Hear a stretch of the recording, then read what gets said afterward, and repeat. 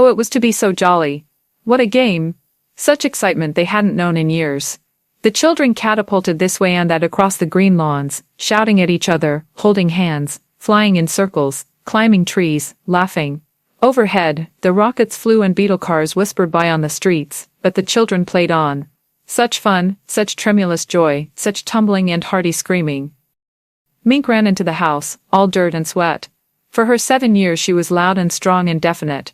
Her mother, Mrs. Morris, hardly saw her as she yanked out drawers and rattled pans and tools into a large sack. Heavens, Mink, what's going on?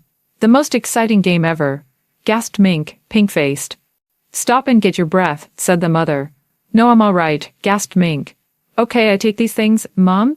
But don't dent them, said Mrs. Morris. Thank you, cried Mink and boom. She was gone, like a rocket. Mrs. Morris surveyed the fleeing tot. What's the name of the game? Invasion, said Mink. The door slammed. In every yard on the street children brought out knives and forks and pokers and old stovepipes and can openers. It was an interesting fact that this fury and bustle occurred only among the younger children. The older ones, those 10 years and more, disdained the affair and marched scornfully off on hikes or played a more dignified version of hide-and-seek on their own. Meanwhile, parents came and went in chromium beetles. Repairmen came to repair the vacuum elevators in houses, to fix fluttering television sets or hammer upon stubborn food delivery tubes. The adult civilization passed and repassed the busy youngsters, jealous of the fierce energy of the wild tots, tolerantly amused at their flourishings, longing to join in themselves. This and this and this, said Mink, instructing the others with their assorted spoons and wrenches. Do that, and bring that over here. No. Here, ninny. Right. Now, get back while I fix this. Tongue in teeth, face wrinkled in thought. Like that, see? Yay! Shouted the kids. 12-year-old Joseph Connors ran up. Go away, said Mink straight at him. I want to play, said Joseph. Can't, said Mink. Why not? You'd just make fun of us. Honest, I wouldn't. No, we know you. Go away or we'll kick you. Another 12-year-old boy whirred by on little motor skates. Joe. Come on. Let them sissies play. Joseph showed reluctance and a certain wistfulness. I want to play, he said. You're old, said Mink, firmly. Not that old, said Joe sensibly. You'd only laugh and spoil the invasion. The boy on the motor skates made a rude lip noise. Come on, Joe. Them and their fairies. Nuts. Joseph walked off slowly. He kept looking back, all down the block. Mink was already busy again. She made a kind of apparatus with her gathered equipment. She had appointed another little girl with a pad and pencil to take down notes in painful slow scribbles. Their voices rose and fell in the warm sunlight. All around them the city hummed. The streets were lined with good green and peaceful trees. Only the wind made a conflict across the city, across the country, across the continent. In 1,000 other cities there were trees and children and avenues, businessmen in their quiet offices taping their voices, or watching televisors. Rockets hovered like darning needles in the blue sky. There was the universal, quiet conceit and easiness of men accustomed to peace, quite certain there would never be trouble again. Arm in arm, men all over earth were a united front. The perfect weapons were held in equal trust by all nations. A situation of incredibly beautiful balance had been brought about. There were no traitors among men, no unhappy ones, no disgruntled ones. Therefore the world was based upon a stable ground. Sunlight illumined half the world and the trees drowsed in a tide of warm air. Mink's mother, from her upstairs window, gazed down. The children. She looked upon them and shook her head.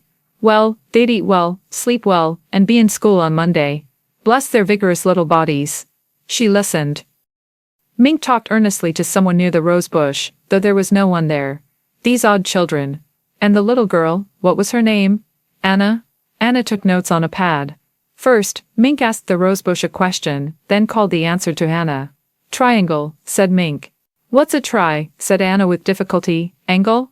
Never mind, said Mink. How you spell it? Asked Anna. T-R-I, spelled Mink, slowly, then snapped. Oh, spell it yourself. She went on to other words. Beam, she said. I haven't got try, said Anna. Angle down yet. Well, hurry, cried Mink. Mink's mother leaned out the upstairs window. A-N-G-L-E, she spelled down at Anna. Oh, thanks, Mrs. Morris, said Anna. Certainly, said Mink's mother and withdrew, laughing, to dust the hall with an electroduster magnet. The voices wavered on the shimmery air. Beam, said Anna, fading. For 97A and B and X, said Mink, far away, seriously. And a fork and a string and a hex. Hex, agony. Hexagonal. At lunch, Mink gulped milk at one toss and was at the door. Her mother slapped the table. You sit right back down, commanded Mrs. Morris. Hot soup in a minute. She poked a red button on the kitchen butler and 10 seconds later something landed with a bump in the rubber receiver. Mrs. Morris opened it, took out a chem with a pair of aluminum holders, unsealed it with a flick and poured hot soup into a bowl. During all this, Mink fidgeted. Hurry, Mom. This is a matter of life and death. Ah. I was the same way at your age. Always life and death. I know. Mink banged away at the soup. Slow down, said Mom. Can't, said Mink. Drill's waiting for me. Who's Drill? What a peculiar name, said Mom. You don't know him, said Mink. A new boy in the neighborhood? Asked Mom. He's new all right, said Mink. She started on her second bowl. Which one is Drill? Asked Mom. He's around, said Mink, evasively. You'll make fun. Everybody pokes fun. Gee, darn. Is Drill shy? Yes. No. In a way. Gosh, Mom, I got to run if we want to have the invasion. Who's invading what? Martians invading Earth. Well, not exactly Martians. There, I don't know. From up? She pointed with her spoon. And inside, said Mom, touching Mink's feverish brow. Mink rebelled. You're laughing. You'll kill Drill and everybody. I didn't mean to, said Mom. Drill's a Martian? No. He's, well, maybe from Jupiter or Saturn or Venus. Anyway, he's had a hard time. I imagine. Mrs. Morris hid her mouth behind her hand. They couldn't figure a way to attack Earth. We're impregnable, said Mom, in mock seriousness. That's the word Drill used. Impreg. That was the word, Mom. My. Drill's a brilliant little boy. 2-bit words. They couldn't figure a way to attack, Mom.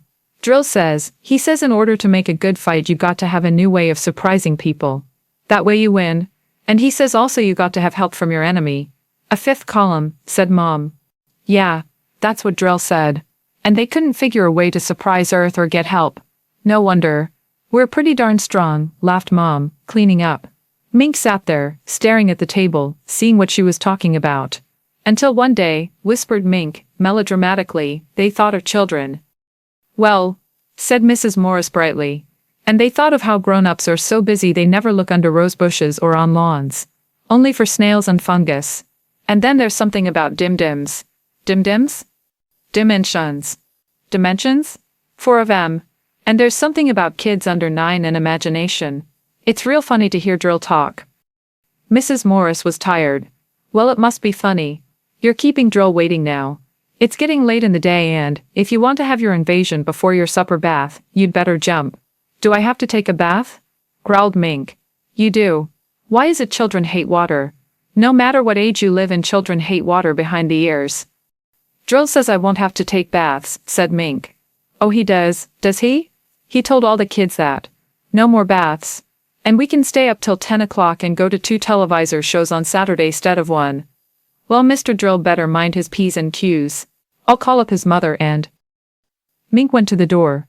We're having trouble with guys like Pete Britz and Dale Jarrick. They're growing up. They make fun. They're worse than parents. They just won't believe in Drill. They're so snooty, 'cause they're growing up. You'd think they'd know better.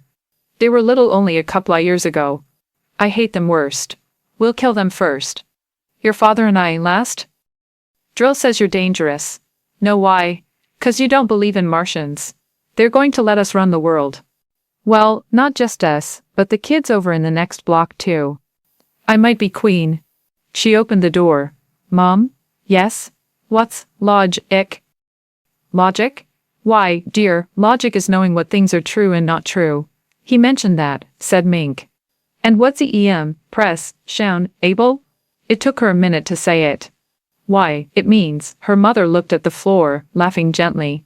It means, to be a child, dear. Thanks for lunch. Mink ran out, then stuck her head back in. Mom, I'll be sure you won't be hurt, much, really? Well, thanks, said Mom. Slam, went the door. At 4 o'clock the audio visor buzzed. Mrs. Morris flipped the tab. "Hello, Helen," she said, in welcome.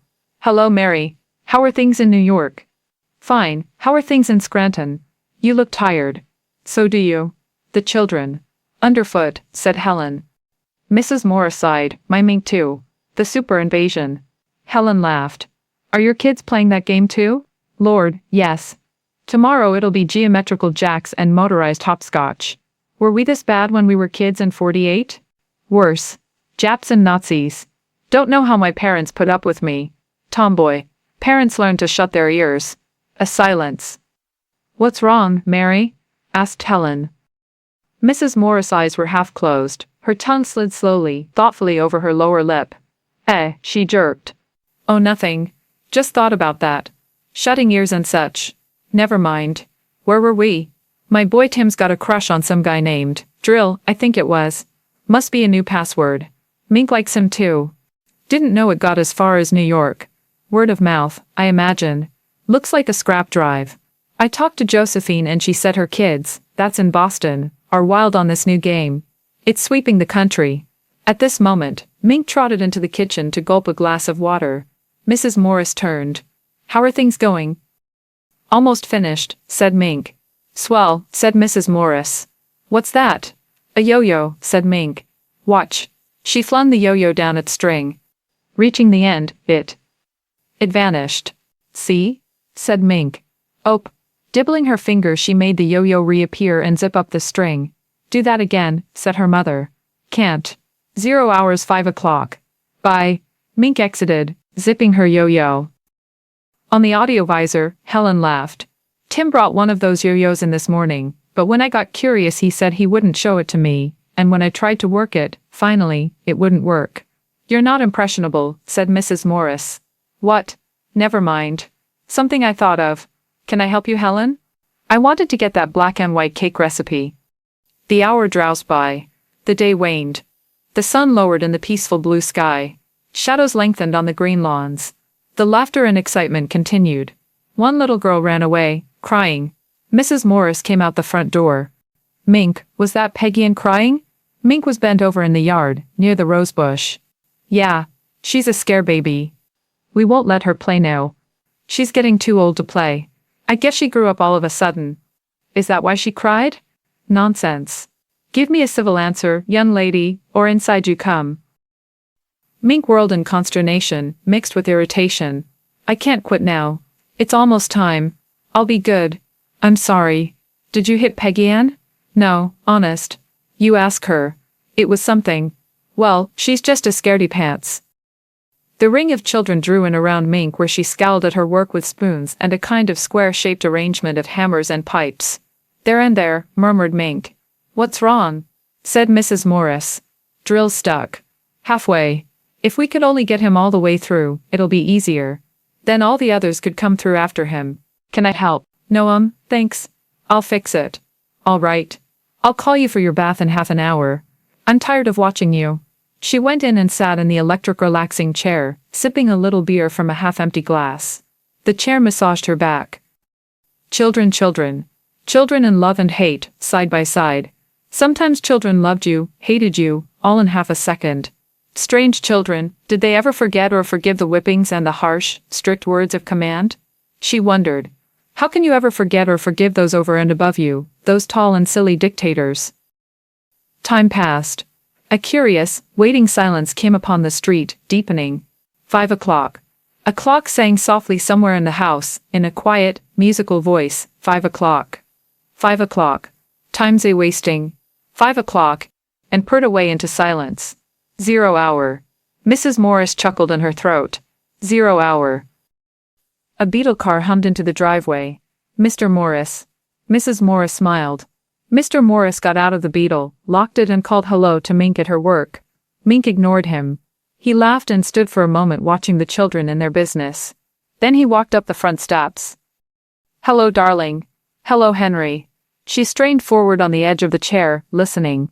The children were silent. Too silent. He emptied his pipe, refilled it. "Swell day. Makes you glad to be alive. Buzz." "What's that?" asked Henry. "I don't know." She got up. Suddenly, her eyes widening. She was going to say something. She stopped it. Ridiculous. Her nerves jumped. Those children haven't anything dangerous out there, have they? She said. Nothing but pipes and hammers. Why? Nothing electrical? Heck no, said Henry. I looked. She walked to the kitchen. The buzzing continued. Just the same, you'd better go tell them to quit. It's after 5. Tell them. Her eyes widened and narrowed. Tell them to put off their invasion until tomorrow. She laughed, nervously. The buzzing grew louder. What are they up to? I'd better go look. All right. The explosion. The house shook with dull sound. There were other explosions in other yards on other streets. Involuntarily, Mrs. Morris screamed.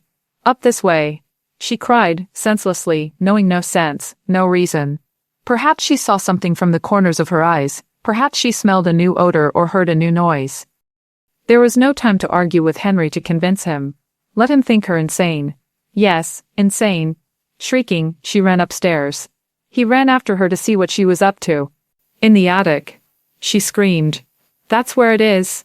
It was only a poor excuse to get him in the attic in time. Oh God, in time. Another explosion outside. The children screamed with delight, as if at a great fireworks display. It's not in the attic, cried Henry. It's outside. No, no. Wheezing, gasping, she fumbled at the attic door. I'll show you. Hurry. I'll show you. They tumbled into the attic. She slammed the door, locked it, took the key, threw it into a far, cluttered corner. She was babbling wild stuff now. It came out of her. All the subconscious suspicion and fear that had gathered secretly all afternoon and fermented like a wine in her. All the little revelations and knowledges and sense that had bothered her all day and which she had logically and carefully and sensibly rejected and censored. Now it exploded in her and shook her to bits. There, she said, sobbing against the door. We're safe until tonight. Maybe we can sneak out, maybe we can escape. Henry blew up too, but for another reason. Are you crazy? Why'd you throw that key away? Damn it, honey. Yes, I'm crazy, if it helps, but stay here with me. I don't know how in hell I can get out. Quiet. They'll hear us. Oh God, they'll find us soon enough. Below them, Mink's voice. The husband stopped. There was a great universal humming and sizzling, a screaming and giggling. Downstairs, the audio televisor buzzed and buzzed insistently, alarmingly, violently. Is that Helen calling? Thought Mrs. Morris. And is she calling about what I think she's calling about? Footsteps came into the house. Heavy footsteps. Who's coming in my house? Demanded Henry, angrily. Who's tramping around down there? Heavy feet. 20, 30, 40, 50 of them. 50 persons crowding into the house. The humming. The giggling of the children. This way. Cried Mink, below. Who's downstairs? Roared Henry. Who's there? Hush, oh, no, said his wife, weakly, holding him. Please be quiet. They might go away. Mom? Called Mink. Dad? A pause. Where are you? Heavy footsteps, heavy, very heavy footsteps came up the stairs. Mink leading them.